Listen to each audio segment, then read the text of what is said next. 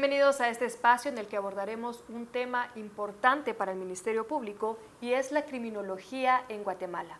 Les saluda María José Mancilla y hoy nos acompaña el licenciado Mariano Cantoral. Bienvenido, licenciado. Él es agente fiscal encargado de la Agencia Fiscal de la Región Occidente de la Fiscalía contra la Trata de Personas con sede en Quetzaltenango, quien recientemente publicó su obra Mar de Criminología. Pero, ¿quién es Mariano Cantoral? Cuéntenos un poco más acerca de su trayectoria y más de 10 años laborando en el Ministerio Público. Sí, muy buenos días. Les agradezco antes que todo la invitación y la oportunidad y el espacio de compartir con ustedes. Efectivamente tengo la dicha y la bendición de tener ya más de 10 años de laborar para el Ministerio Público. Me empecé desempeñando como analista de seguridad en el Departamento de Seguridad. Posteriormente, el cargo de auxiliar fiscal en la Fiscalía contra la Trata de Personas y actualmente como agente fiscal encargado de la sede regional de Occidente de la Fiscalía contra la Trata de Personas con sede en Quetzaltenango. Y como parte de mi formación, pues he estudiado obviamente la carrera de abogacía y notariado, así como la de criminología y criminalística en universidades nacionales. Mar de Criminología es una de sus obras, pero tengo entendido que también ha publicado diversos ensayos, tanto para medios digitales como para medios escritos. Cuéntenos, licenciado, ¿qué inspiró esta obra Mar de Criminología? Bueno, la obra Mar de Criminología está inspirada y pensada fundamentalmente en los estudiantes, ¿verdad? Y en cualquier persona que tenga interés en aproximarse a estos temas de criminología. Está pensada como ser una obra orientadora hacia los estudiantes o en general cualquier persona que desee inmiscuirse en estos temas tan importantes como es la criminología, para que sirva los conocimientos plasmados en la obra como base para otras lecturas un poco más complejas y más profundas que puedan tener los lectores, ¿verdad? Así es, licenciado, y es que el trabajo fiscal como tal suele interpretarse como una labor fría. Un fiscal en un país violento como lo es Guatemala se topa día a día con escenas muy duras y crudas realmente. Su función es perseguir a quienes cometen estos delitos. Pero ¿qué papel juegan tanto la pobreza, la educación, la cultura y demás factores sociales en el comportamiento criminal y delictivo para la comisión de estos delitos? Bien, me parece sumamente interesante la pregunta porque lo que usted menciona, aspectos como la pobreza, aspectos como la cultura, entre otras circunstancias, desde el punto de vista criminológico, son conocidos como factores criminógenos. Es decir, vamos a entender factores criminógenos como todos aquellos que hacen nacer o gestar la criminalidad. Dentro de ellos, esos factores tenemos algunos que son endógenos, es decir, internos de la persona, como factores psicológicos, biológicos, y otros exógenos o externos, tales como el aprendizaje criminal, la pobreza, la cultura criminal que puede existir en determinado lugar, la imitación criminal también. Entonces todo eso es un caldo de cultivo que se va gestando y va haciendo que nazcan diferentes fenómenos criminales y delictivos. Y en el caso particular del delito que investigamos de trata de personas, las víctimas siempre poseen altos factores de vulnerabilidad que las hacen más proclives a caer en estas redes delictivas. Y es que también es importante mencionar, licenciado, que las víctimas de trata realmente ellos no se consideran víctimas. Es decir, una mujer que está siendo prostituida considera que lo que está realizando es un trabajo y no que es una víctima de trata como tal. Sí, efectivamente. En este tipo de casos de trata de personas, vemos mucho lo que se denomina en la doctrina como el síndrome de Estocolmo.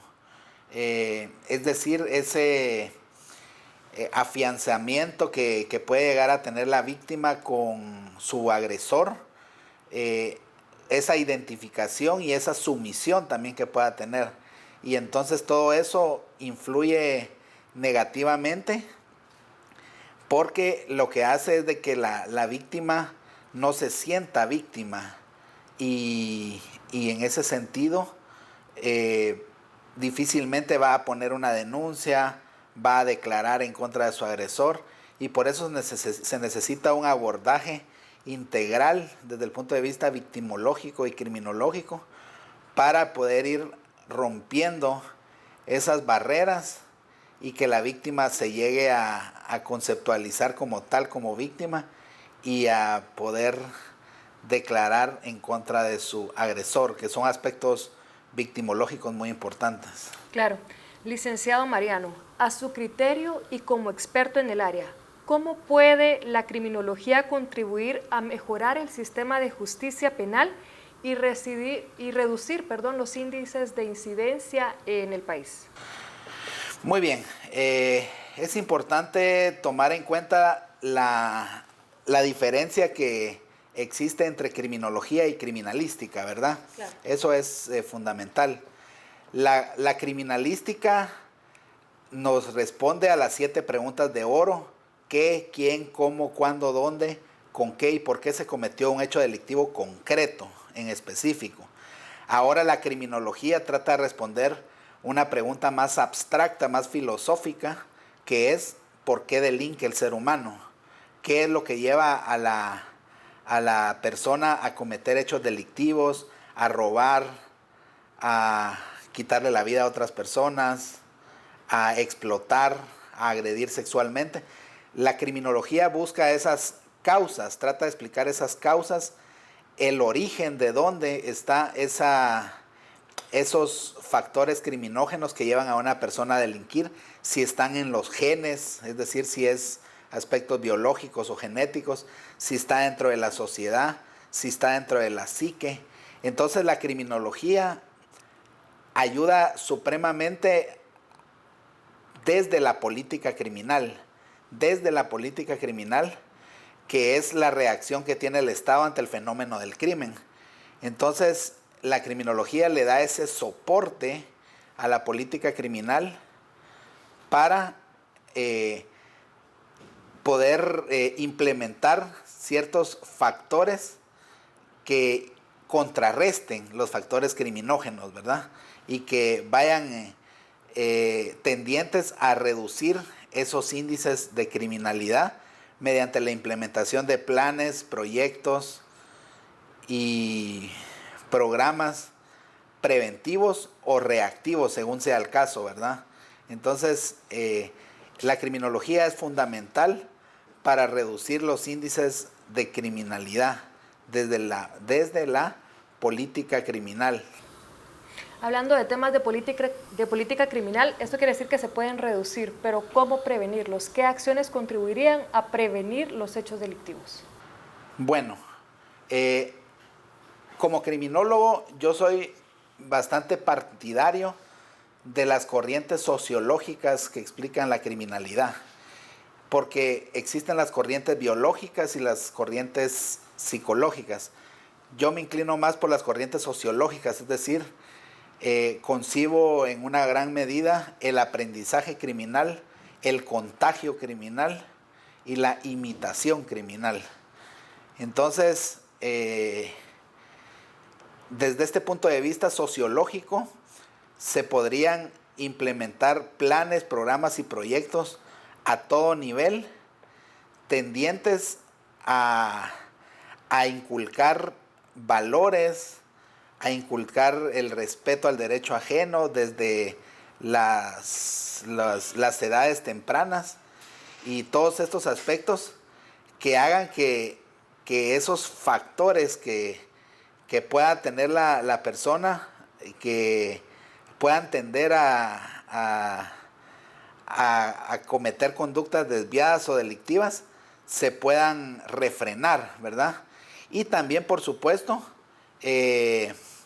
contrarrestar ciertos factores criminógenos que existen, tales como la pobreza también, que es uno de los principales factores que inciden.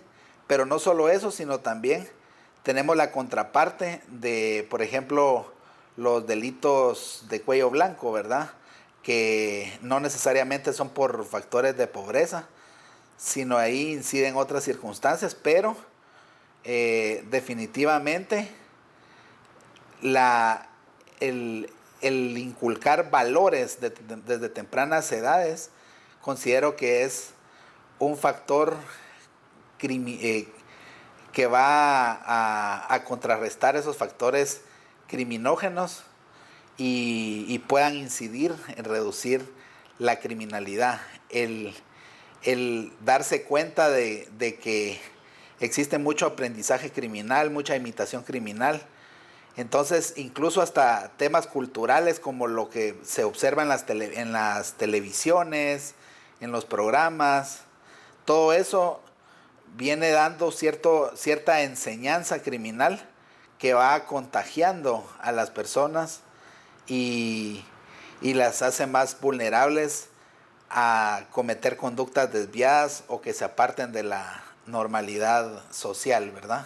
Claro que son conductas adoptadas para cometer crímenes. Efectivamente.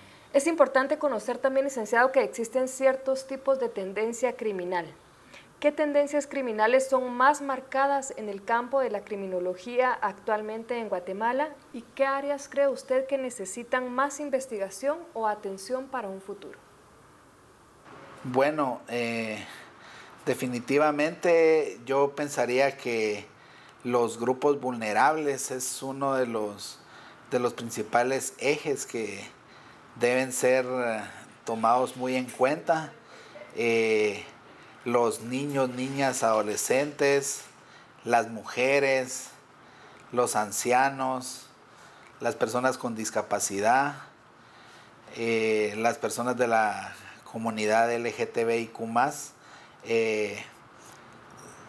son grupos vulnerables históricamente y por lo tanto es importante que se enfoquen en bastante medida los esfuerzos tendientes a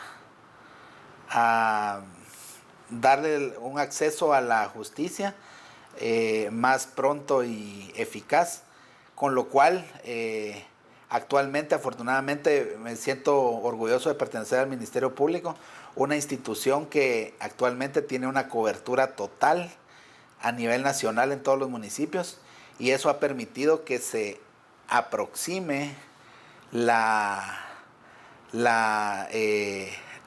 justicia a las personas, que se acerquen esas posibilidades de denunciar y tener acceso a un trato digno en caso de que hubieran sido víctimas de algún delito.